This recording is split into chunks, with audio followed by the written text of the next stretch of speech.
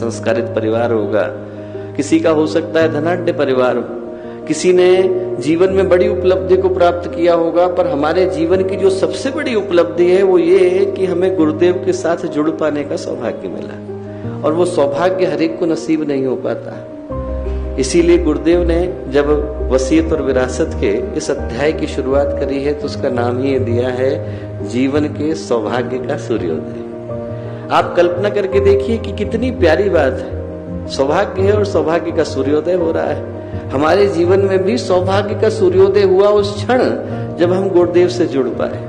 हमारे जीवन का जो सूर्योदय है, हमारे जीवन का जो सौभाग्य है, वो फलित उस दिन हुआ है जब गुरुदेव से, माता जी से, उनकी इस योजना से जुड़ पाने का अवसर हमको मिला। और यदि आप उस अध्याय को पढ़ें तो उसमें आपको एक बड़ा कीमती इशारा पढ़ने को मिलेगा।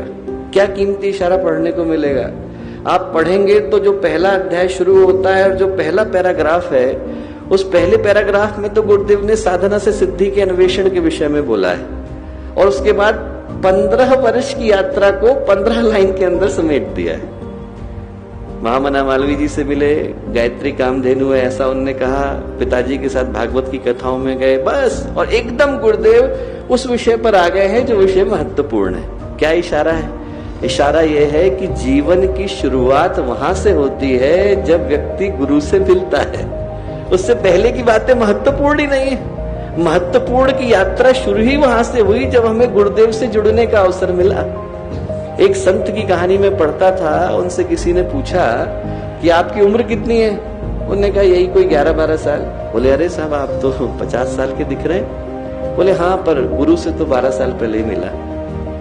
जिस दिन गुरु से मिलते हैं उस दिन जीवन की यात्रा शुरू हो पाती है। उससे पहले जो भी था वो भुलाने लायक है, उसके बाद जो मिला वो याद करने लायक है। तो जीवन के सौभाग्य की शुरुआत होती है जिस दिन हमारा ये जीवन, अनगढ़ जीवन, बिना किसी मतलब का जीवन, बिना किसी उद्देश्य का जीवन, तुच्छ जीवन आकर के गुरुदेव के चरणों में जुड़ गया।